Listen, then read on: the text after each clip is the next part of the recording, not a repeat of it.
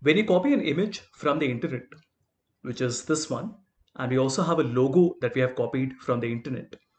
The problem here is that from the logo, I want all of this white area to be removed. And from the original image, we don't want this background of TEDx. We just want to see the person. To do this, we will first click on, let's say, the Gulf Oil logo. Let's increase the size a little bit. On picture format, the first option is called remove background. And now immediately you notice that there is a magenta color. Now what this means is that whatever is in magenta color will be removed from the image. So if I click on keep changes, we're going to get an image like this. Now it's great because the white background has been removed, but it's clearly not what we wanted, right? Because it is also accidentally removing that name in the center. So let's undo that. Click back on remove background. And now there are two options that you get. One is mark areas to keep and the other is mark areas to remove. Now this means that I can decide what is the area that I want and decide what is the area that I want to remove. So we will first select mark areas to keep.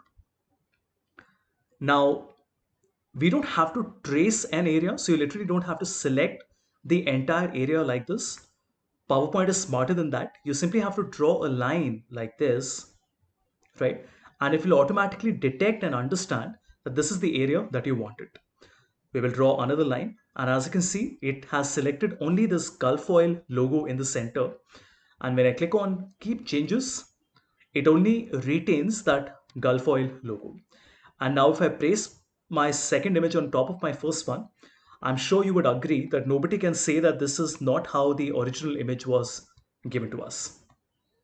Let's do the same thing with the first image as well. We click on remove background. Now immediately you notice that most of the background is being removed correctly, but the challenge is that a part of the head and a part of his shirt is also being removed. So we say mark areas to keep, and we draw a line here, and we draw a line here as well. We are happy with the cutout that we have, and when we click on keep changes, we only have this image with us. Now remember, it has not converted the background into white, it has become transparent. What that means is that imagine there was one more image or an icon at the back. For example, I'm going to click on insert pictures and then select a stock image.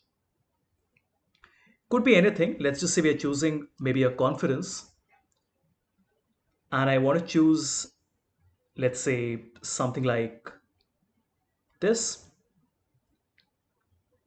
Let's send it to the back. Do you see what's happening now? This is how your final PowerPoint slide will appear, where like a 3D effect, all the three images are layered one on top of the other, like this. Remove background is fairly simple to work with. Do remember, this is not a Adobe Photoshop competitor.